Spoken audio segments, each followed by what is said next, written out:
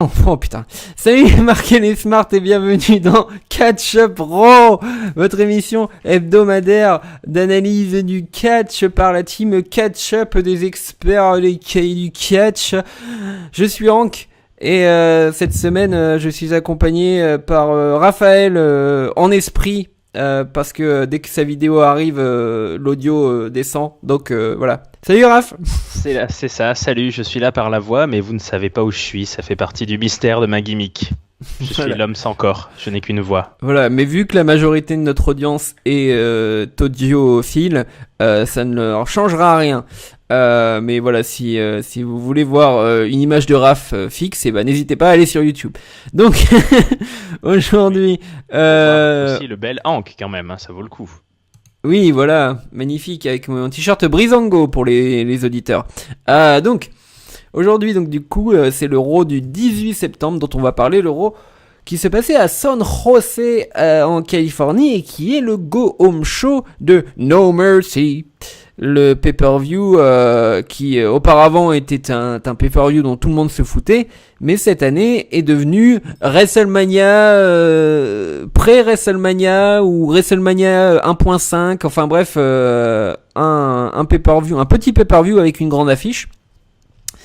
Mais on va commencer ce show déjà avec Kurt Angle. Alors Kurt Angle, il arrive pour, bien sûr, de façon assez classique, pour un go home, annoncer la carte du pay-per-view donc, du dimanche 24 septembre. Alors il annonce les grandes têtes d'affiche, dit Roman Reigns, Cena, Brock Lesnar, Braun Strowman, tout ça.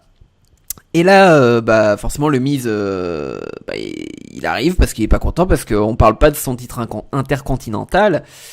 Et il dit ça fait 2 pay-per-view que j'ai pas de match pour le titre intercontinental, on se fout de ma gueule, tout ça.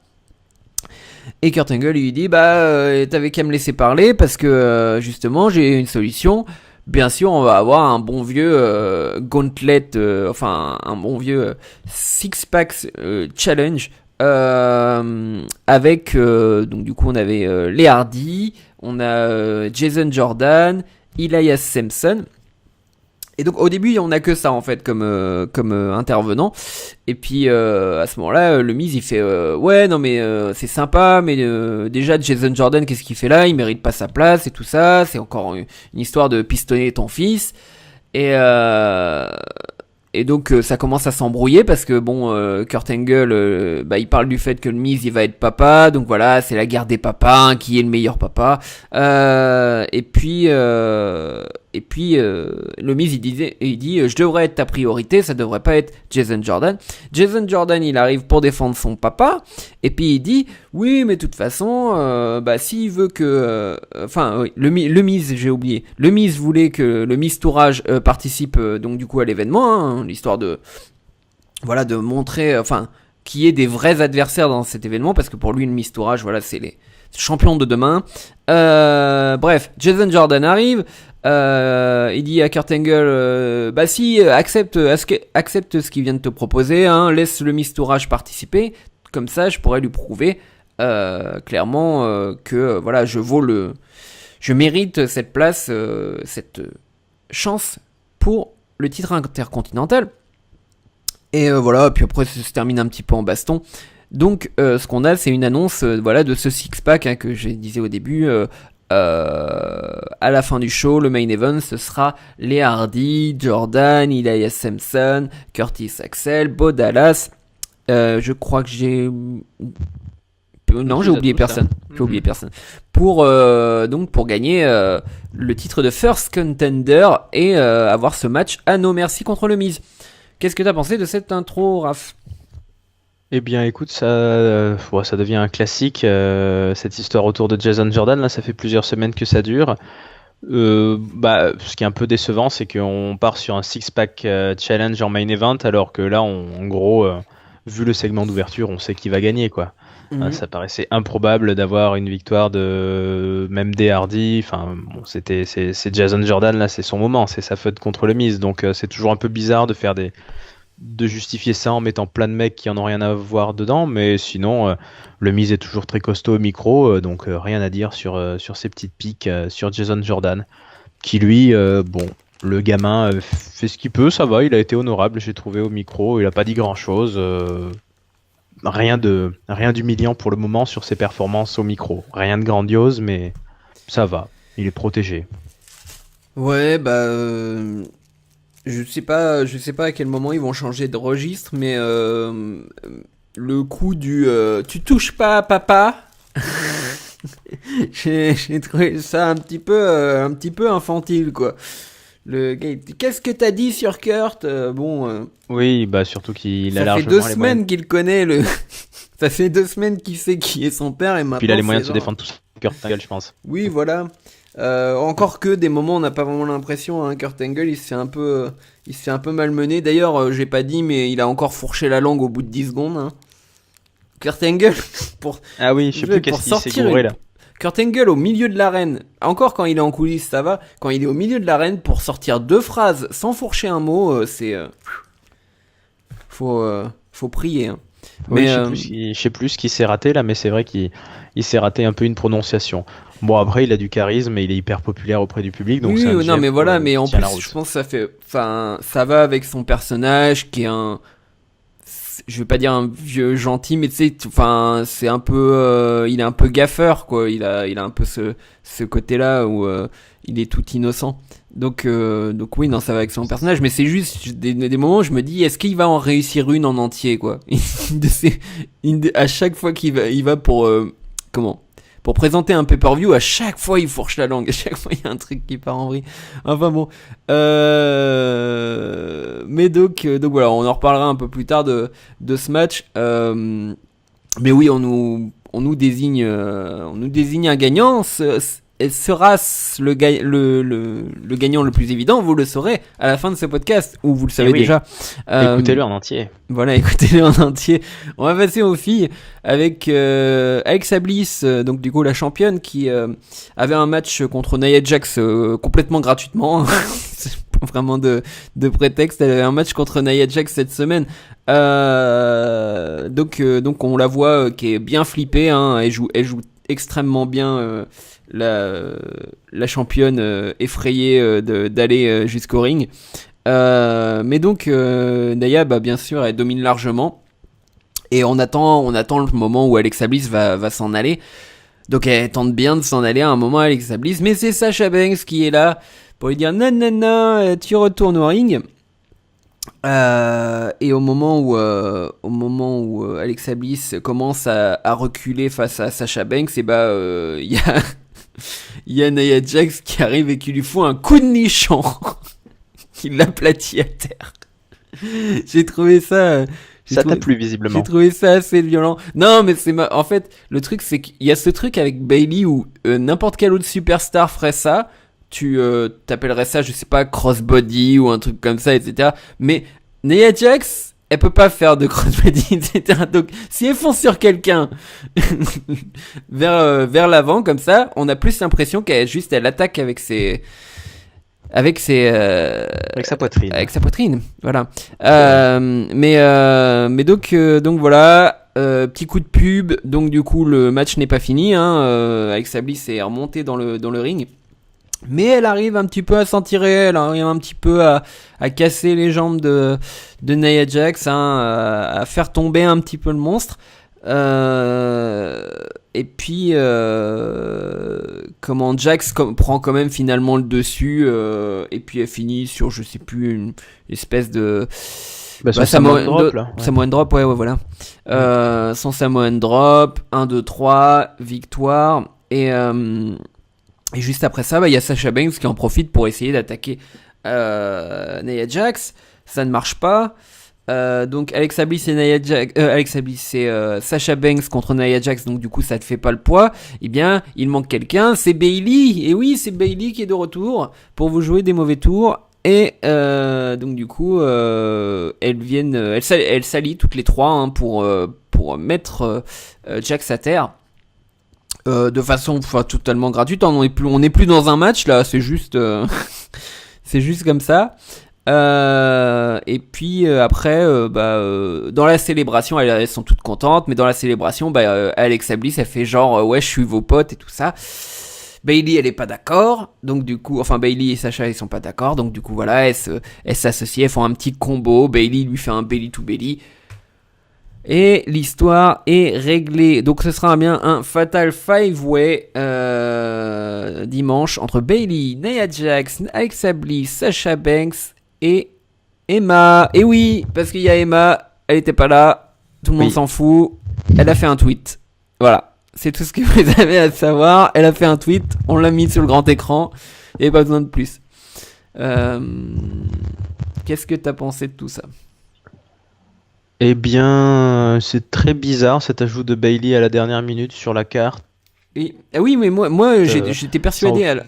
Sans aucune Oui, désolé de t'interrompre, mais comme moi je n'ai pas présenté les derniers Raw, et quand je ne présente pas généralement les Raw, je les regarde un peu de travers, voire je regarde que la moitié. Donc du coup, je me suis dit, j'ai loupé quelque chose. Peut-être qu'ils ont rajouté Bayley la semaine dernière ou quoi que ce soit. Mais non, apparemment ils l'ont bien rajouté cette semaine. Oui, ils l'ont rajouté cette semaine. Alors, bon, on était à San José, California chez elle. Elle est venue faire son retour. Pour moi, si elle est prête, ça peut se justifier. Mais là, son retour, c'était pas du tout le retour de quelqu'un qui veut revenir dans l'équation. Elle est juste venue comme elle faisait il y a 2 mois, lever la main de sa copine Sasha Banks et l'aider à triompher des méchantes. Donc, moi, j'aurais gardé le Fatal 4-Way. Et puis Bayley, elle prend la gagnante en quelque sorte. Donc, c'est un peu bizarre. Et ça, clairement. Ouais. Non mais là il y avait un chemin tout tracé pour redonner de l'envergure à Bayley. C'était après il y a Asuka qui arrive, c'est ça l'emmerdant quoi. Mais c'était tout simplement faire gagner Nia Jax, parce que bon, on est pratiquement, enfin je vais pas dire la grosse cote, mais de ce qu'on lit sur internet quand même, Nia Jax a des bonnes chances. Faire gagner Nia Jax et puis refaire, parce que ça fait 15 ans qu'on en parle, refaire cette rivalité Nia Jax-Bayley qui a marché, qui a très bien marché à NXT. Donc, parce que en plus Nia Jax à Raw, je trouve son positionnement un peu bizarre. Elle a un peu un rôle de monster face parce qu'elle est, on sait pas trop en fait. Oui, elle voilà. est un peu en train de taper tout le monde. C'est un peu une Strowman mais qui fonctionne pas parce que le public adhère pas trop. Elle exécute pas si bien que ça. Enfin, Oui, moi puis- je mettrais pas mettrais pas beaucoup de pièces sur elle si j'étais un créateur, un membre de l'équipe créative. Je la trouve pas. On la déteste pas spécialement non plus. Il faudrait qu'elle travaille un peu plus là-dessus peut-être. On n'a pas trop envie de la soutenir parce que c'est la Golgoth, donc on n'a pas envie on a envie de soutenir les faibles plutôt. Ouais, ça je sais pas. Je veux dire, Braun Strowman c'est le plus grand babyface de la compagnie. Hein. Oui, c'est vrai. Donc bon. Mais là, non, mais Nia Jax, je pense que il y a des gens qui sont fans de Nia Jax, mais je pense qu'ils sont fans de Nia Jax parce que c'est un phénomène, pas au sens phénomène médiatique, mais c'est un phénomène il y a personne de ce style-là dans les filles, quoi. Du coup, il peut se passer des choses un peu inédites dans les matchs avec Nia Jax qui peut pas se passer dans les autres matchs. Et voilà, elle s'améliore dans le ring. On dit ça. Il y a des périodes où on dit elle s'améliore et puis après, pendant 2 mois, elle va faire des botches. Donc du coup, ça va, ça vient quoi. Mais non, mais le souci, c'est vrai là-dessus, c'est que on nous raconte au départ que c'est Nia Jax contre Alexa Bliss. Donc du coup, même quand il y a 2 heels l'un contre l'autre, on sait très bien qu'il y en a un qui est plus heel que l'autre.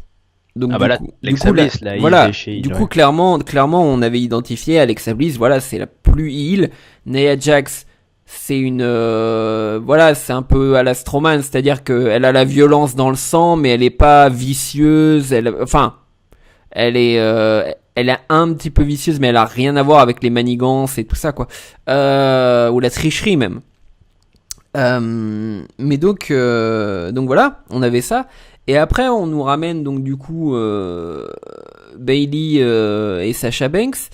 Et du coup, Bayley et Sasha Banks s'associent avec Alexa Bliss. Alors qu'Alexa Bliss est celle qui a torturé Bayley. Enfin, je veux dire, qui s'est foutu de la gueule de Bayley pendant des mois. c'était, je veux dire, Alexa Bliss est censée être la pire ennemie de Bayley. Enfin, historiquement, c'est quand même celle qui l'a ridiculisée pendant des semaines et des semaines, qui est allée jusqu'à chercher des trucs, des souvenirs de son enfance, tout ça. Donc voilà. Donc elles s'associent toutes les trois. Déjà, bon, bof. Sachant que dans le match, Sasha Banks, elle arrive quand même plutôt pour aider Nia Jax, pour repousser... Oui, aussi, ouais, c'est ça qui est contradictoire. Elle arrive pour que Alexa Bliss se prenne la raclée par Nia Jax. Après, elle attaque Nia Jax. Ouais, ça va, ça vient en fait. Elles sont avec qui elles veulent, quand elles veulent. Bayley, on comprend pas trop bien du coup à la fin. Enfin, je veux dire, oui, il y a cette historique avec Alexa Bliss, mais là on comprend pas pourquoi gratuitement juste après s'être associé avec Alexa Bliss, elle décide les deux de carrément lui foutre une raclée et la balancer dehors. Enfin, c'est encore une histoire de babyface qui font des trucs de heel, quoi. Ouais, c'est ça. Et puis Bayley, on sent qu'elle a pas trop travaillé son regard méchant quand elle monte sur le ring. Ouais, j'ai toujours l'impression qu'elle va éclater en sanglots là quand elle regarde ses adversaires. Ouais, non mais c'est Bayley. Et puis c'est Bayley, elle n'a pas changé. Non mais bon. On verra bien. Donc voilà, au moins Emma sera une fois dans un pay-per-view cette année. C'est toujours bien. Non, peut-être, je sais plus. Est-ce qu'elle a eu un autre match en pay-per-view? Je ne crois pas. Oh, cette année, je pense pas, non. Mais, voilà. Mais le match en lui-même, si on parle de ça, puisqu'on est sur le Go Home Show, ça peut être du bon match, hein. Fatal 5-Way ou... Mais c'est toujours le souci que j'ai. Enfin, on en reparlera à la fin de ce Raw, mais c'est un peu le souci que j'ai avec la WWE en ce moment, c'est que bien sûr que les affiches vont être bonnes, parce que quasiment tout le roster en ce moment est fait de bons, très bons pour la majorité catcheurs, et que en ce moment, à part quelques petits trucs de jobber, mais sinon on a que des très bons matchs, quoi. Même à Raw, on a des bons et très bons matchs, quoi, en ce moment. Mais c'est juste que derrière l'écriture, elle est moins. Enfin bref, on va passer à la suite. Ouais, voilà, on va passer à la suite. Donc on a eu un long hommage à Bobby Heenan, le célèbre manager et commentateur. Pour les plus vétérans d'entre vous, hein, moi ça date avant que je regarde le catch. Donc voilà. Au niveau montage, on a aussi eu un truc comparatif entre la carrière de Lesnar, enfin les débuts de Lesnar et les débuts de Strowman, l'ascension de Roman Reigns, l'ascension de Cena. Hein, on a eu pas mal de parallèles comme ça. Et puis on a eu toute cette séquence sur les tag teams. Alors ça a commencé avec Cesaro et Sheamus qui sont venus au milieu du ring pour dire que voilà, en ce moment tout ce qui buzz, bah c'est le revival, le rétro, pas les revivals, hein, parce qu'on les a toujours pas revus. Non mais enfin bref, j'ai tellement la haine de ça que donc du coup le Shield, Rollins et Ambrose, les Hardy Boys, tout ça, voilà, c'est du rétro, c'est du recyclage. Et donc il y a Rollins et Ambrose qui arrivent, qui disent non mais nous on est simplement voilà, des frères, et puis on se pardonne, enfin les frères ils se battent de temps en temps, mais voilà, ça reste la famille, blablabla. Ensuite on a les Good Brothers, enfin le club qui arrive et qui traite Rollins et Ambrose de nerd. Et alors là, à ce moment-là, Rollins il fait ah non, t'aurais pas dû dire ça, et puis Ambrose il commence à s'énerver, et puis il sort la phrase, alors si vous avez vu Retour vers le futur, en fait, il reprend un peu l'expression de Marty McFly, personne ne me traite de mauviette, hein, si vous la connaissez en français, et bah là c'est personne ne me traite de nerd, et donc il s'énerve, la baston commence, et c'est parti pour un triple threat de tag team. Enfin pas un triple threat, qu'est-ce que je dis, comment ils appellent ça? Si, c'est ça. Si, ouais, ils appellent ça un triple threat, mais c'est pas vraiment un triple threat parce qu'il y a que deux tag teams qui catchent en même temps, voilà, j'avais déjà eu c'est une règle à la con. Ouais, voilà, j'avais déjà eu un bon 10 minutes dans un catch-up à parler de ce règlement que je ne comprends pas. Donc voilà, Cesaro contre les Good Brothers contre le Shield, ça va durer au bas mot environ 20 minutes, hein, un joli match avec beaucoup de suicide dive du Shield, hein. Ils font leur combinaison, tout ça. Le Cesaro qui massacre le crâne d'Ambrose sur le sol à un moment, hein, puis sur la barrière avec une sorte de, un début de Cesaro swing. Il y a un très joli tornado DDT de Rollins sur Sheamus à un moment pour le contrer au milieu du ring. Hein, et puis une superplex d'Ambrose sur Gallows. Hein, j'ai noté parmi les jolis spots. À la fin, la confusion règne. Ambrose se fait taguer par Sheamus. Mais il ne s'en rend pas compte. Donc Ambrose va faire pour un Dirty Deeds à Anderson. Il va pour le tomber, mais Sheamus le pousse. Sheamus fait le tomber de 3. Victoire de Cesaro. Mais le match de dimanche, ce sera pas un triple threat. Ce sera tout simplement le Shield contre Cesaro. Enfin, le Shield sans Roman Reigns, mais le Shield, quoi. Oui, il manquerait plus que ça. Qu'est-ce que t'as pensé du match, de la construction de tout ça? Le match était très long, c'est le plus long match de la soirée, hein, ouais. C'est sûr. Moi, je l'aurais trouvé encore meilleur s'il était raccourci de 4-5 minutes au début, peut-être, parce que ces règles sont vraiment à la con. Hein, donc, ces mecs qui peuvent se taguer alors que c'est pas leur partenaire, on comprend rien. Du coup, tant qu'il y a des gens valides dans les coins, c'est un peu le bordel. Il peut pas se passer de spot dans les cordes parce qu'il y a toujours un mec pour taguer. Dès que ça commence un peu à faire du nettoyage et qu'il y a des mecs un peu morts autour du ring, ça devient plus intéressant. Mais ouais, c'était un beau match. Les équipes ont envoyé du bois. Et Sheamus et Cesaro sont quand même vraiment toujours bookés très fort. Hein. C'est vraiment une belle équipe. Ouais. Ça promet une belle affiche pour dimanche. Bon, le segment micro du début était moyen, quoi. Sheamus et Cesaro, encore une fois, eux, au micro, ils se sont fait Watt méchamment. Ouais. D'ailleurs, ils ont fait une petite référence à ça dans leur speech. Ouais. Ils ont été assez drôles sur ce Ouais, moi je les ai pas trouvés si mauvais que ça. Après, c'est juste que tu sentais qu'en fait ils devaient toute cette soirée, en fait, c'est une soirée de remplissage. Le nombre de packages dans ce Monday Night Raw, de packages vidéo, il y en avait pour au moins 20 minutes de packages vidéo, je pense, dans ce Monday Night Raw. Et tu vois que là, c'est pareil, leur speech, ils ont rien à dire, ils doivent remplir pendant 5 minutes. Tu voyais clairement, ils avaient rien à dire, mais c'est pas de leur faute, c'est juste on leur demande, vous passez 5 minutes à dire que les équipes maintenant, c'est que des vieux trucs. Enfin, c'est que des trucs de nostalgique. Ouais, c'est ça. Et voilà. Et genre, ils donnent juste cette idée-là et vous passez 5 minutes là-dessus. Et c'est sûr que. Puis je trouve qu'ils peuvent très bien jouer les heels sur le ring, mais là, ils font pas vraiment méchants. Enfin, ils sont pas tout à fait dedans. C'était pas terrible. Après, du coup, c'est pas mal qu'il y ait eu cette petite gag avec Ambrose parce que je croyais que ça allait durer encore 5 minutes de plus là à se répondre. Non, c'est vite parti en baston et tant mieux. Mais autant Sheamus, il pourrait encore retourner, je pense, en heel. Autant Cesaro, moi je vois pas comment il peut être heel. Hein. C'est pas possible. Cesaro, tout le monde l'aime, Cesaro, quoi. C'est à un moment la WWE va le comprendre. Tout le monde aime Cesaro. Je pense, on peut espérer que...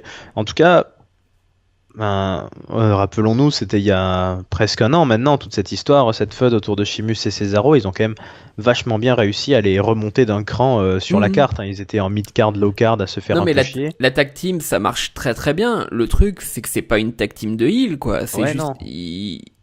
Quand ils étaient en tag team et qu'ils étaient face, ils commençaient à avoir une grosse pop du public. Il y avait le chant Sheamus et Cesaro. Ça, c'était en train de monter. Je pense que ils sont plantés là-dessus, la WWE, mais peut-être qu'ils avaient aussi un impératif d'avoir une tag team heel en plus maintenant qu'il n'y a pas le revival, tout ça, donc ils en ont besoin. C'est ça. La blessure des revivals a dû jouer, je pense, parce qu'avec les Hardy et tout ça, trop de face. Bref, est-ce que tu l'entends au loin? Est-ce que t'entends une musique drôle? Une musique... Oui, ça fait longtemps qu'on n'a pas entendu ça, non, je crois. C'est le Jobbers World! Le monde des Jobbers, il est de retour pour vous jouer un mauvais tour. J'arrête pas de la faire celle-là. Le Jobbers World. Alors, au menu cette semaine. On a Goldust qui demande de se venger de Bray Wyatt qui l'a défiguré la semaine dernière pour prouver que les mecs qui se maquillent comme Finn Balor, c'est que des hommes, pas des monstres. Donc Kurt Angle, il accepte, il lui dit Goldust, c'est super dangereux, mais vas-y, va te faire défoncer par Bray Wyatt. Donc le match sera dominé par Goldust jusqu'à la victoire de Bray Wyatt. On a eu aussi un clip de Finn Balor juste à la fin de ce match. Finn Balor qui s'est dit quelle bonne gimmick je vais pouvoir piquer à WWE si je prenais les vidéos du Titantron à la fin des matchs comme fait Bray Wyatt pour parler à ses adversaires. Donc du coup, il a décidé de faire la même chose. Et puis il lui parle de tu sais, quand j'étais petit, je lisais des bouquins de mythologie. Et les bouquins de mythologie, il y avait des monstres dedans. Alors je m'en suis inspiré. Et puis tu sais, je vais te poser une question qui va te faire super peur. Mais qui c'est le pire? Est-ce que c'est le monstre ou est-ce que c'est le créateur du monstre? Donc voilà. Merci Finn Balor. Kurt Hawkins est venu au centre de l'arène pour fermer la Star Factory qui ne fonctionnait pas à plein régime ces derniers temps. Et il va ouvrir la machine à moment historique en nous annonçant la fin de sa suite de défaites incroyables. Parce que je sais plus combien il donne, 100 et quelques défaites. 114. 114, t'as noté. Donc voilà, il défie le locker room. Qui veut me challenger? C'est Apollo Crews qui arrive avec Titus O'Neil. Le match dure un peu plus longtemps que d'habitude pour Kurt Hawkins, il a le temps d'avoir un petit peu d'offense, mais forcément Crews gagne. C'est la fin du Jobbers World. Voilà. Est-ce que t'as un mot sur ce Jobbers World?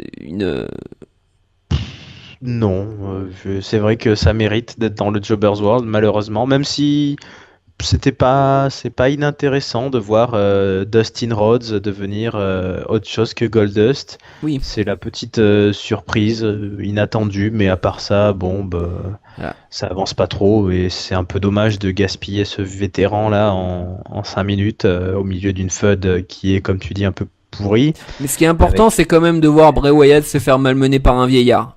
Ça c'est ça c'est important de montrer ça. Oui, parce qu'il a fait une prise, quoi, Bray Wyatt. Il a télévision, mais bordel de merde. Oh là là, mais non. Enfin bref, je vais pas en parler, mais j'ai même plus envie de parler de Bray Wyatt. Jusqu'à ce qu'il fasse quelque chose avec Bray Wyatt d'intéressant, j'ai plus envie d'en parler. D'accord. Passons à la suite alors. On a une interview donc du coup Brock contre Braun.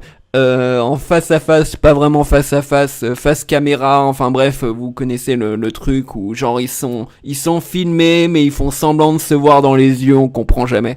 Donc, du coup, c'est Braun qui dit qu'il a prouvé, enfin donc Michael Cole qui fait l'intervieweur. Et Braun répond qu'il a prouvé des semaines et des semaines qu'il maîtrise Brock Lesnar, qu'il est le seul à pouvoir détruire la Beast. Et puis voilà, c'est tout. Et Lesnar, enfin, il y a Paul Heyman qui dit oui, qui monte encore un petit peu l'aura de Strowman en disant oui, c'est vrai que t'as montré que t'étais dominateur, c'est vrai que machin, etc. Mais il y a Suplex City, mais machin et tout. Et puis à la fin, c'est Lesnar qui prend la parole, qui se rapproche de la caméra et qui dit Braun, je voulais te remercier de m'avoir poussé à mes limites, car je ne suis jamais meilleur que lorsque je suis en danger, quoi, on va dire. C'est à peu près ce qu'il lui dit. Donc voilà, c'était la petite séquence pour nous hyper, s'il était nécessaire de nous hyper pour ce match. Qu'est-ce que t'en penses, Raph? La séquence interview était pas mal, moi j'ai trouvé qu'ils ont été assez bons. Et le seul truc qui est dommage, Lesnar, il a vraiment fait une belle intervention dans le sens où d'habitude sa voix casse un peu tout son personnage, je trouve. Alors que là, il a eu une voix très douce qui était limite, vraiment flippante, c'était vraiment très froid. Le seul truc que j'ai regretté, c'est qu'il soit parti et après il revient juste pour dire cette espèce de catchphrase qui est maintenant son personnage. Ah ouais, Suplex City Beach, oui, moi ça c'est... Suplex City Beach, bon, je trouvais un peu dommage que ça retombe dans un truc très attendu, mais sinon, t'as dit ce qui était vrai, hein, on était déjà hypé, donc ça a hypé un peu plus, et Braun était assez effrayant.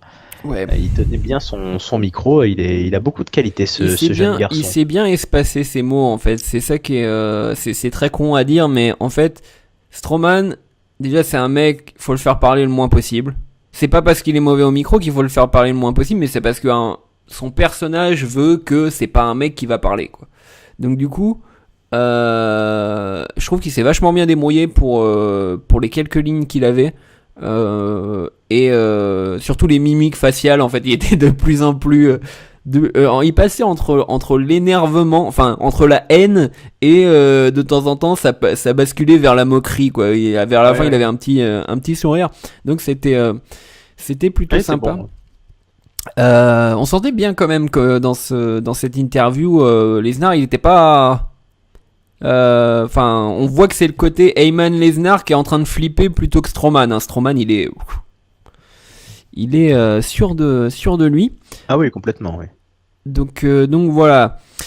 On va passer à la meilleure séquence de ce Monday Night Raw pour moi. Mais c'est Roman Reigns qui arrive dans l'arène. Et oui, c'est Roman Reigns, ma meilleure séquence. Il arrive dans l'arène super content que Cena soit pas là ce soir, hein. On sent. J'ai senti sur son regard un bonheur. Et donc il arrive et puis il commence en disant vous savez, Cena il pense que je suis justement le nouveau Cena, la copie ratée de Cena, mais moi je ressemble pas du tout à un John Cena, hein. Et d'ailleurs si j'étais grand, blanc, musclé, baraqué comme pas possible et que j'avais une coupe de patriote, j'aurais déjà été viré. Demandez à Alex Riley. Boom, burn. Allez, punchline. Voilà. Ce qui est dommage, c'est que Roman Reigns, il est arrivé avec la vanne shoot qu'il fallait, mais il est en retard de 2 semaines. Donc du coup, c'est dommage. Ça faisait un peu quand tu vas te coucher le soir et que te vient la répartie que t'aurais dû sortir à ton patron, à un flic ou je sais pas quoi dans la journée et t'as pas su quoi lui dire. Et tu dis oh putain, j'aurais dû dire ça. Et voilà. Là ça fait un peu. Voilà, il a potassé son dossier Cena, mais trop tard. Non mais voilà, c'était plutôt bien placé. Après, donc du coup, j'ai noté les Smart Exult, mais la majorité de l'audience doit pas comprendre, hein, parce que bon, pour les gens qui savent pas, même les gens qui suivent le catch, hein, savent pas forcément. En fait, ça a jamais été vraiment prouvé, mais on sait que y a une histoire entre Alex Riley et Cena. Comme quoi Cena s'entendait vraiment pas avec Riley et que Cena aurait participé au fait que Riley a été viré de la compagnie. Viré, du moins a été si pendant un temps, je sais plus, pendant un temps il était plus à WWE, il a été quand même ramené à NXT, mais finalement ça a pas. Il a été un peu bâclé, quoi. Il a rien fait dans le roster principal et après il était commentateur, il a repris une petite carrière catcheur. Pourtant, c'est vrai qu'il avait du potentiel, mais bon. Ouais, voilà. Moi, je trouve plutôt sympathique. D'ailleurs, si vous aimez bien Alex Riley, vous pouvez le retrouver dans Glow. Dans la série Glow, il a un petit rôle qui est plutôt sympathique, j'ai trouvé. J'ai trouvé qu'il jouait pas trop mal. Bon, bref, on va revenir à nos moutons. Donc, ensuite, donc Roman Reigns, il rappelle que Cena critiquait le Rock, hein, pour être part-timer là en 2012, à l'époque du Once in a Lifetime, qui est devenu Twice in a Lifetime. Mais bref, il montre des images datant de la Road to WrestleMania en février 2012, hein, un passage qui montre donc du coup Cena qui se moque du Rock, qui justement en fait sort exactement le speech qu'a sorti, enfin quasiment le speech qu'a sorti Reigns sur Cena, c'est-à-dire bon, toi tu viens, tu fais tes petites gimmicks, hein, t'arrives, tu fais tes petites pauses et puis t'es content que le public soit là, mais bon, le business ça t'intéresse pas, t'es pas là pour faire vivre la WWE, t'es là pour prendre ton chèque. Et donc oui, t'es là pour faire la promo de ton film, quoi. Ouais, voilà, t'es là pour faire la promo de ton film. Bon, là pour le coup, c'est pas exactement Cena parce que Cena il a pas encore de film, mais c'est bientôt là. Je crois qu'il est dans Transformers, c'est ça. Donc, peut-être, oui, je sais plus. Roman finit par dire que cette fois-ci ce sera comme la dernière, c'est-à-dire que ce sera un autre Samoan qui va le mettre à terre. Donc voilà, l'histoire sera la même, le Samoan sera différent, c'est tout. Qu'est-ce que t'as pensé de cette petite promo de roman ? Bah, ma foi, c'est vrai que ça faisait très séance de rattrapage, quoi. C'est vrai qu'il a pris plein Ouais. la gueule, il a pas réussi du tout à tenir debout face à John Cena.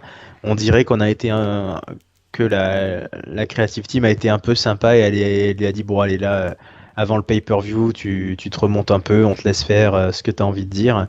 Bon, en soi, son angle d'attaque est pas très original. C'était quelques shoots, effectivement, puisque c'est le ton de la FUD. Comme tu dis, c'est pas tout à fait comparable au rock, parce que Senna, il est quand même là plus souvent, et il a pas vraiment des films non plus hollywoodiens en permanence.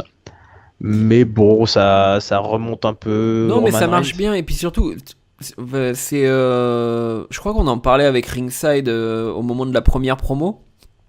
Peut-être, je crois que c'est Ringside qui disait que, oui, il disait directement, oui, ils essaient de refaire le Rock contre Cena. Et c'est là que du coup, tu te dis, mais si vous voulez faire le Rock contre Cena, il aurait dû l'attaquer direct là-dessus. Enfin, il aurait dû partir direct sur cet angle-là et rappeler justement parce qu'au début, on a l'impression que genre ils veulent pas rappeler qu'il y a eu le Rock Cena parce que les gens vont se rendre compte, ah bah ils sont en train de refaire la même chose. Mais là, pour le coup, ils ont accepté d'en parler, même de montrer les images. Donc pourquoi il aurait dû, enfin, on aurait dû l'autoriser à sortir ça dès genre la deuxième semaine, quoi. Bah, après, il y a entre le Rock et Roman Reigns, c'est aussi un peu délicat parce que les Smart savent qu'ils sont un peu liés quand même génétiquement et donc il y a un peu ce côté famille qui aurait pu l'aider à faire sa carrière à Roman Reigns. Donc c'est délicat aussi comme angle. C'est ce qui s'est passé au Rumble là, l'année où The Rock est venu sauver son petit cousin ou son petit neveu. Ouais. Mais ma foi, pourquoi pas? Oui, ils auraient dû partir là-dedans de suite. Le côté, c'est vrai que c'était, je m'étais pas rendu compte, mais avec les packaging de Soro, c'est vrai qu'on a deux FUD qui sont assez similaires, où c'est un peu la vieille légende qui se fait face à son lui 2.0, quoi. Brock Lesnar contre Strowman. Et là, John Cena, Roman Reigns, ouais, on est sur un pay-per-view un peu thématique passation de pouvoir. Alors à voir si le pouvoir va vraiment changer de clan ou si les Ouais. anciens vont tenir la baraque. Je ne sais pas. Quel est ton prono, toi, tiens, pour Cena Reigns? Bah, le truc c'est que on va peut-être faire les pronos à la fin. On va peut-être faire les pronos à la fin du podcast plutôt. Ok, on garde Comme les ça pronos à la fin. on fera toute la carte. Super. Pour terminer, mais je pense que Sina gagne. Ouais, mais bon. Donc on a eu aussi Enzo Amore qui est venu faire son petit cacou hein, comme d'habitude. Il a le temps à peine de faire sa promo et puis il se fait défoncer par Braun Strowman hein, qui arrive derrière lui. Le public, je crois entendre des thank you Strowman. Hein, J'ai entendu la même chose. Tu Je disais? confirme. J'ai entendu la même chose. Je Ouais. confirme qu'il y a eu des Thank you, Strowman. Donc voilà. Ensuite, on a Neville qui arrive, hein, qui est tout rigolard. D'ailleurs, on a un joli comparatif entre la carrure de Neville et la carrure de Strowman. C'est assez effrayant. Hein. Genre, Strowman, on a l'impression qu'il a 1 mètre de plus que Neville. Et puis, donc du coup, voilà, Neville qui arrive parce que c'est l'adversaire de Enzo à nos merci. Hein, Enzo qui a eu une opportunité à la ceinture. Hein. Demandez pas pourquoi, regardez peut-être tout Five Live ou pas. Hein. Donc voilà. Et puis donc voilà, Neville, il détruit un petit peu plus Enzo avant de commencer son match, puisque Neville a un match contre Grand Metalik. Une affaire qui est vite expédiée. Hein. Il se concentre sur le masque de Grande Métallique. Hein. Il a réussi quasiment à lui retirer genre, la moitié de son masque. De son côté, Métallique fait de jolies acrobaties. Hein. Il y a une sorte de flip. Alors c'est vraiment un truc qui m'embête à la WWE. C'est le nombre de fois où j'ai envie de savoir le nom d'une prise. Et Michael Cole, il fait juste wow. Ouais. Et donc là, c'est les commentaires de Raw, quoi. voilà. Et donc là, il y a Grande Métallique qui a fait une sorte de. Alors il rebondit sur la première corde. Il est à l'intérieur du ring, il rebondit sur la première corde et ensuite il fait un flip au-dessus de la troisième corde vers l'extérieur. Et c'est assez, c'est assez impressionnant. Il fait ça très rapidement, mais ouais, voilà, c'est très joli, mais ça ne suffira pas. Il finit dans le ring of Saturn de Neville. Il tape. Victoire de Neville. Donc voilà. Et on se retrouve donc du coup dimanche pour ce Enzo Amore contre Neville. Est-ce que tu as quelque chose à dire là-dessus ? Non, bah si ce Go Home Show nous spoil le fait que Neville va garder la ceinture et partir en fait plutôt contre Grand Métallique, ça me va très bien parce que Enzo Amore est bien sympathique, mais je ne le vois pas. C'est pas possible qu'on lui donne cette ceinture-là, qu'on lui donne une ceinture tout court d'ailleurs, à part tag team à la limite avec quelqu'un, Ouais, une mais ceinture en chocolat. ouais, non, c'est bon, c'était bizarre comme choix là de le faire venir juste pour le faire taper, se faire taper par Strowman. Je Mhm. sais pas trop quel était le but, si c'était de renforcer Strowman en tant que heel, ce qui me paraît vraiment bizarre. On Ouais. en a déjà discuté ces 2 dernières semaines avec Ringside et Amiral. C'est le mec est soutenu par la foule. Mhm. C'est- Ils veulent vraiment en faire le méchant. Bon, je sais pas. Puis Je avec pense tout qu'ils ce qu'on testent, ils sait. testent peut-être que semaine après semaine, ils testent de plus en plus la popularité d'Enzo et ils vont réussir à l'enfoncer assez. À chaque fois, ils testent et là, finalement, la pop entre guillemets d'Enzo à son entrée comparé aux gens qui ont crié Thank you Strowman, je pense qu'il y a plus de gens qui voulaient pas voir Enzo que de gens qui voulaient voir Enzo dans la salle. Mais bon. Ouais, peut-être pas encore, mais c'est Enfin ouais sûr non que bon. on va dire c'est moite quoi. Mais ouais non mais bon là c'est je sais pas ce qu'ils peuvent faire avec Enzo en ce moment mais en tout cas voilà il est chiant quoi. Chaque fois qu'on le voit il est chiant. Hein. Il est pas amusant, il y a pas d'histoire il y a pas d'histoire vraiment passionnante, c'est juste un gars qui va Bah, qui dit toujours la même chose. c'est juste un gars qui a une opportunité un peu gratos d'être dans un match de cruiserweight et juste parce que voilà c'est Enzo Amore et qu'il a rien d'autre à faire donc bon. Bah, il Bon, marche sûrement beaucoup auprès des jeunes enfants. Il a du merchandising, il a des oui oui t-shirts, il oui a oui sa oui. coiffure, ses faux cheveux là, tous ces trucs horribles. Ses catchphrases, ça marche, mais Mm. je comprends pas pourquoi ils ont décidé que la place de ce mec-là était meilleure tout seul qu'en équipe, parce qu'en duo, ça passait très bien. Enfin, ça passait bien, quoi, ça passait mieux. Ouais. Mais de toute façon, même s'ils veulent reconstituer, même s'ils se rendent compte de leur erreur et qu'ils veulent reconstituer le Enzo Cass, ça va encore prendre du temps parce il est sur la civière pendant combien de temps encore, Cass Oh, Je longtemps, je crois. Hein. pense que c'est plusieurs mois. Hein, Ouais, moi, il parce pourrait lui trouver que voilà, quelqu'un d'autre, mais... il s'est bien pété la jambe. Bon allez, on va passer au main event. Ça commence avec Elias Sampson qui vient chanter comme d'habitude un petit morceau sur ses adversaires, mais surtout sur Jason Jordan. Donc voilà, il se fout de la gueule de la ville, hein, de San José. Il dit je suis venu ici en pensant que je serais dans la Silicon Valley et que il y aurait que des millionnaires venus voilà des compagnies de high tech et tout ça, et puis finalement et ben voilà je suis en face d'un public de losers. Et puis à un moment, bizarrement, alors j'aimerais comprendre pourquoi il a fait ça, mais à un moment, il a regardé un gars, il dit hey gamin, si tu me regardes encore comme ça, je te ferai virer, toi et ta mère de San José. Alors je sais pas pourquoi il s'est énervé comme ça. Si c'était peut-être juste pour se monter un petit peu la hit, mais bref. Oui, je sais pas compris spécialement non plus, mais bon. Donc, Six Packs Challenge. Alors, je rappelle, donc du coup, on a Elias Sampson, on a Curtis Axel, on a Bo Dallas, on a les Hardys et on a Jason Jordan. Ouais, on les a tous.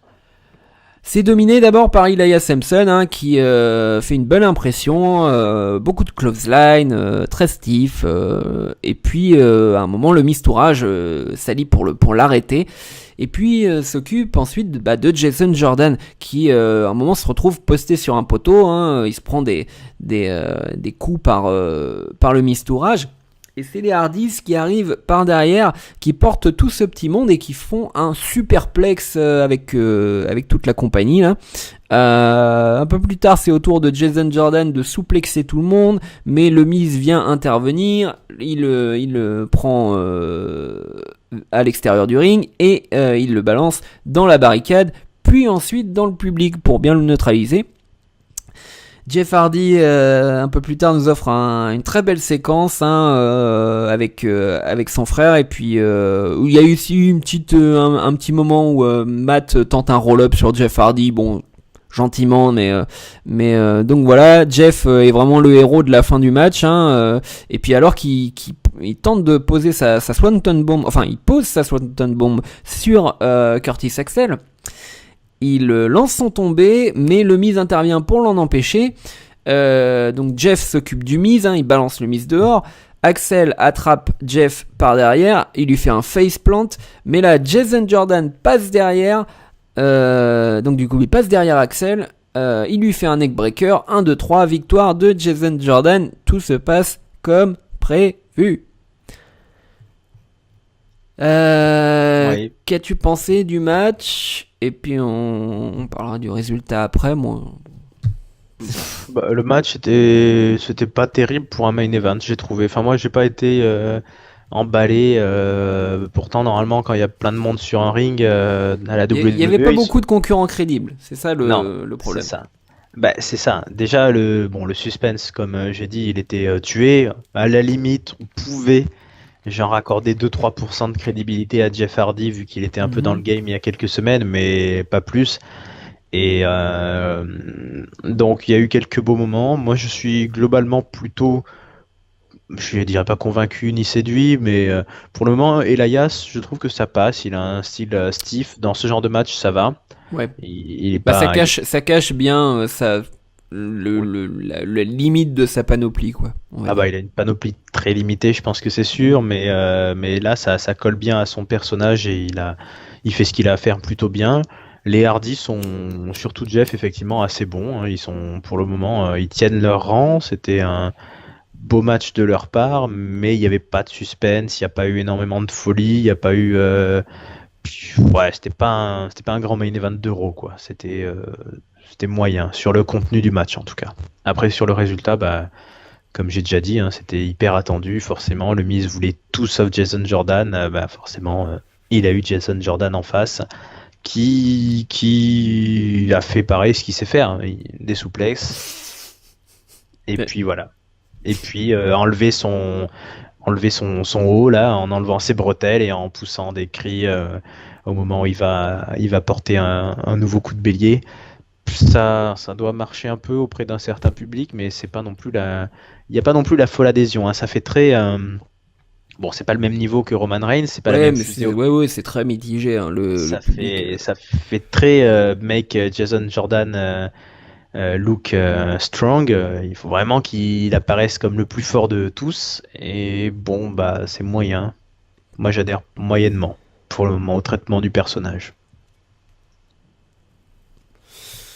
Je comprends pas comment ils ont pu imaginer qu'un personnage de fils à papa pouvait devenir un babyface. Je comprends pas la logique. Oui, alors parce que c'est le fils de Kurt Angle, donc du coup on va l'aimer. Non, ça marche pas. Puis surtout tout le monde, j'allais dire personne n'y croit. C'est pas une question d'y croire, mais c'est qu'il y a un minimum de. Il y a forcément un minimum de crédibilité dans le catch pour qu'on puisse suivre quelque chose, quoi. Dès que quelque chose est vraiment trop à l'ouest ou trop débile, soit c'est drôle et du coup ça marche, ou alors soit c'est pas censé être drôle mais du coup ça marche pas. Mais là pour le coup Jason Jordan ça marche pas. Enfin Ringside était encore plus, je pense, sévère que moi là-dessus, mais j'avais le vague espoir quand ça a commencé que ça parte vers quelque chose de beaucoup plus alambiqué. Enfin moi je me faisais des idées comme quoi Jason Jordan allait devenir en fait une espèce de heel, mais qui arriverait à cacher son côté heel à son père, et donc du coup son père le soutiendrait, mais en fait ce serait un gros enculé. Alors on peut encore, on sait pas ce qui va se passer, on peut imaginer.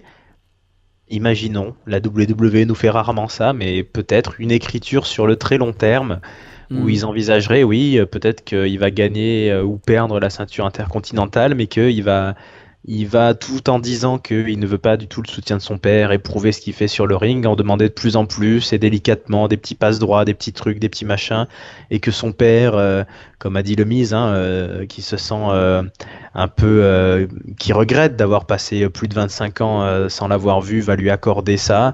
Et mais bon, ça serait espérer une écriture sur le long terme avec un return peut-être dans 6 mois. Je suis pas sûr qu'on puisse y croire. Ou alors qu'il gagne la ceinture et que ça lui monte à la tête et que donc du coup ils disent j'ai plus besoin de toi, Kurt, je t'ai utilisé depuis tout ce temps et machin. Ah non, tu veux pas qu'il nous refasse le segment entre Charlotte et Ric Flair quand même. Ouais, mais bon, qu'est-ce que tu veux, hein, faute de grive, on mange des merles. Ouais. du coup, je préférerais ça à le fait qu'on essaie de nous faire passer Jason Jordan pour un babyface parce que ça ne marche pas. Et quand ça marche pas, c'est pas en forçant que ça va marcher. Non, mais je pense que si ça continue à pas trop marcher, ils vont partir sur cette voie. Ou alors ça va marcher, mais dans 3 ans, quoi, genre Roman Reigns. Ouais, il va falloir 3 ans pour qu'on commence à le respecter. Ouais, il doit y avoir plusieurs scénarios possibles selon le public, on verra. Mais là, ça nous fait un peu comme le début du New Day. Ouais, on a des mecs. Le New Day au début, c'était un peu pareil. C'était des mecs qu'on aimait bien ensemble. Et ils se sont dit, on met des mecs qu'on aime bien ensemble. Et puis, il y a pas besoin d'écrire plus que ça. Sauf que c'était chiant. Ouais, mais la différence, c'est que le New Day, ils savaient écrire. C'est les mecs qui écrivent eux-mêmes. Enfin, je vais pas dire ils font tout eux-mêmes, mais clairement c'est des gars qui savent écrire, c'est des gars qui savent improviser. Tu les vois dans Up Up Down Down ou même dans la promotion là pour le nouveau jeu 2K 18. Il y a des interviews comme ça de médias ou de youtubeurs et tout ça. Dès qu'on les voit, mais ils sont on fire. Les mecs, ils balancent des vannes tout le temps, mais rien n'est écrit, mais c'est juste ils sont faits pour être ensemble. Ils sont hilarants.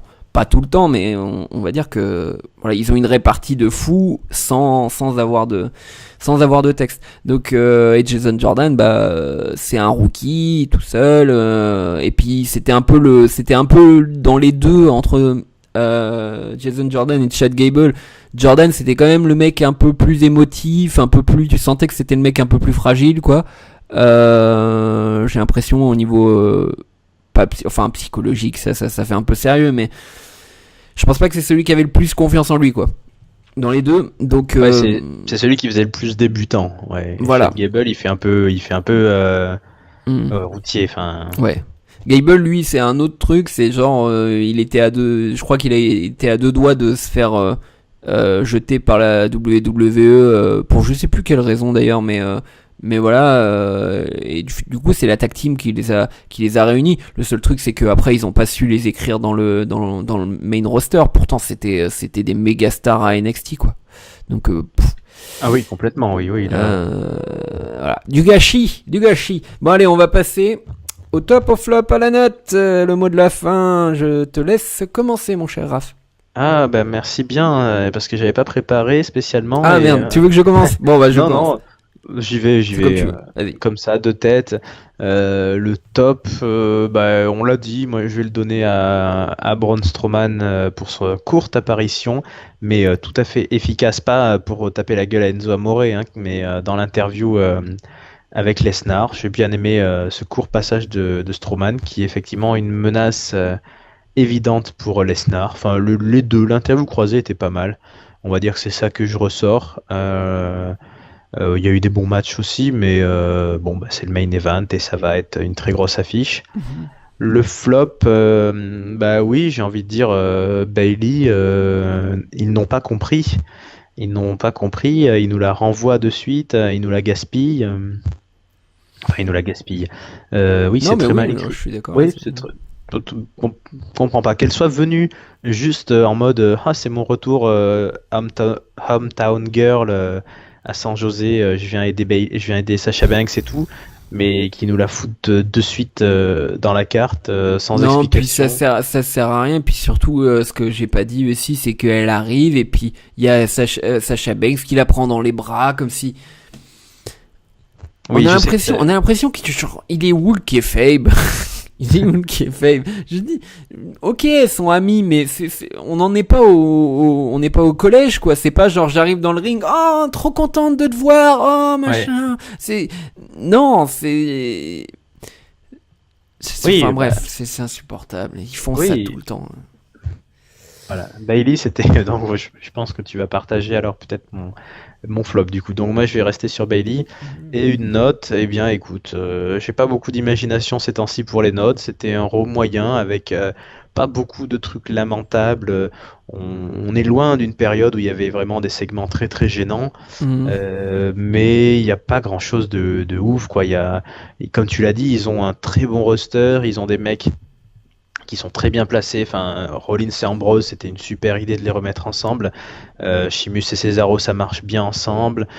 Strowman et Lesnar, voilà, c'est du très très lourd main event. Mais c'est pas magique quand même. Il y a pas. Donc moi je mets 2,5, je mets la moyenne parce qu'il n'y a pas. Ça devrait être une putain d'histoire là, une putain de FUD pour, des putains de FUD pour un très gros pay-per-view. Et là on se base, on joue facile, je dirais. Ouais. Moi, mon flop, qu'est-ce que ça va être mon flop? Mon flop est dédié à la carrière de Bray Wyatt. Non, j'ai mon flop. En tout cas, actuellement, oui, c'est pas terrible. Mon flop, ça va être sur les filles en fait, mais c'est un flop, ça va pas être sur le catch, hein. Ils vont faire un bon match, hein, c'est sûr. Peut-être même plus qu'un bon match, à No Mercy. C'est juste l'alignement en fait, c'est l'alignement des filles au niveau heel, face, enjeu, qui veut quoi, etc.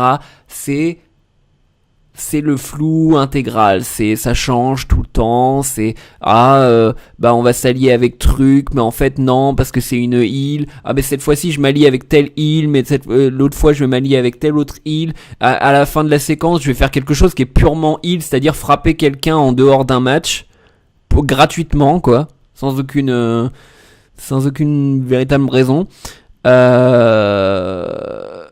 Voilà, c'est idiot. J'aime pas ce genre de choses où on bisute des gens. Ça me rappelait un peu une époque de New Day, une époque où New Day était face et faisait des trucs de bisutage à l'équipe adverse.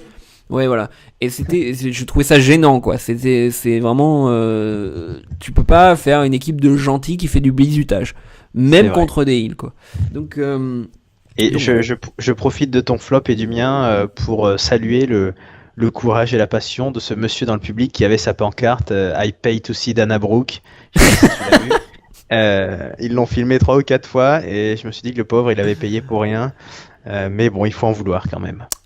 Je ne vais pas lancer de vanne, mais j'avais une c'est pas grave. Donc voilà, et le top, qu'est-ce que c'était le top? Bah oui, c'est le top, je le confirme, c'est les 2 minutes de Roman Reigns, qui malgré l'absence de Cena, qui du coup était assez révélatrice dans le genre, bon, on va te laisser faire tranquillement ta promo, voilà. C'était une bonne promo et heureusement qu'ils ont laissé Reigns en placer une et avoir le dessus un petit peu avant le pay-per-view, l'histoire qu'on n'ait pas l'impression que il va à l'abattoir, quoi, parce que on avait un peu l'impression les semaines d'avant que voilà, c'était un peu l'enterrement de Reigns jusqu'à ce que Cena parte pendant quelques mois autre part, mais là voilà. Et ma note, franchement, en fait, je vais retirer un demi-point. J'avais mis 2,5. Je vais retirer un demi-point juste à cause de Jason Jordan parce que j'ai pas envie de voir Jason Jordan contre le Miz. C'est vraiment un match qui m'intéresse pas. On sait très bien qu'il va y avoir le mistourage. On sait très bien comment ça va se passer. Et puis Jason Jordan va finalement quand même gagner malgré les interventions, tout ça. Enfin bon, je le vois comme ça. Donc voilà, ça me branche pas du tout. C'est à ce moment que je vais regarder la carte de No Mercy. À moins que tu l'aies devant toi, mon cher Raph. Je ne l'ai pas devant moi, non. Alors pendant que tu es en train de chercher la carte de No Mercy, Oui. j'aimerais quand même soulever une question que je me suis posée, j'ai pas eu le temps de checker. Oula. Est-ce qu'il y a une justification sanitaire à la disparition de Samoa Joe ou est-ce que c'est juste qu'on sait pas quoi en foutre? Oui, il a eu une blessure, mais je sais Ah. plus à quoi. Mais oui, il a eu une blessure il y a quelques semaines. Ah, Donc d'accord. oui, c'est normal. C'est pour ça qu'il a été écarté. Il devait être dans le match avec Cena. En fait, il y a eu un main event. C'était quoi le main event? C'était Cena contre. Bah, il y a eu le match. Ah mais non, bah non. Non, mais Ah, c'était le main event de Raw en fait. Il y avait un main event de Raw. En fait, Ah, normalement, ça Team. devait être Cena contre Samoa Joe. Et en fait, finalement, ça a été remplacé par. Je sais plus, je crois un tag team match en fait avec Cena, Reigns et. Je crois que c'était ça. Enfin, je sais plus si c'était il y a 2 semaines ou 3 semaines. Mais Samoa Joe est blessé, ouais. Ça, c'est sûr.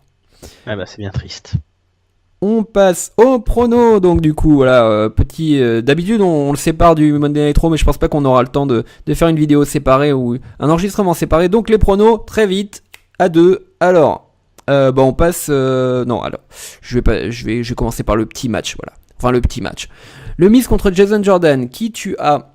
Moi je vais dire victoire de Jason Jordan, mais dans ma tête ça sera une victoire par disqualification. Je pense qu'ils vont prolonger un peu l'histoire et Kurt Angle va ensuite, prochain pay-per-view, changer de stipu. C'est Voilà. pas une mauvaise idée. C'est vrai que j'ai été un peu rapide à dire Jason Jordan gagne, mais je pense que je suis d'accord avec toi. Victoire par disqualification, ça peut être.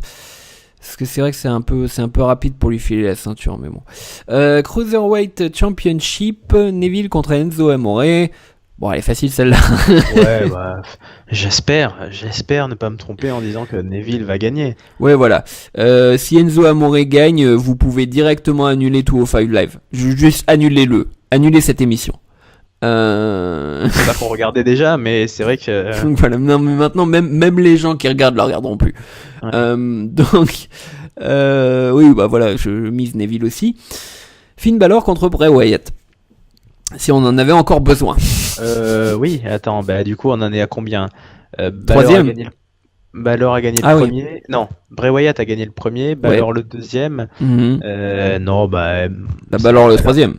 Ouais, Balor va gagner la FUD. Voilà. Balor le troisième. Attends, on va être d'accord à chaque fois. Tag Team Championship, Dean Ambrose, Seth Rollins contre Cesaro et Sheamus. C'est dur, mais bon, bah je pense que les champions vont conserver.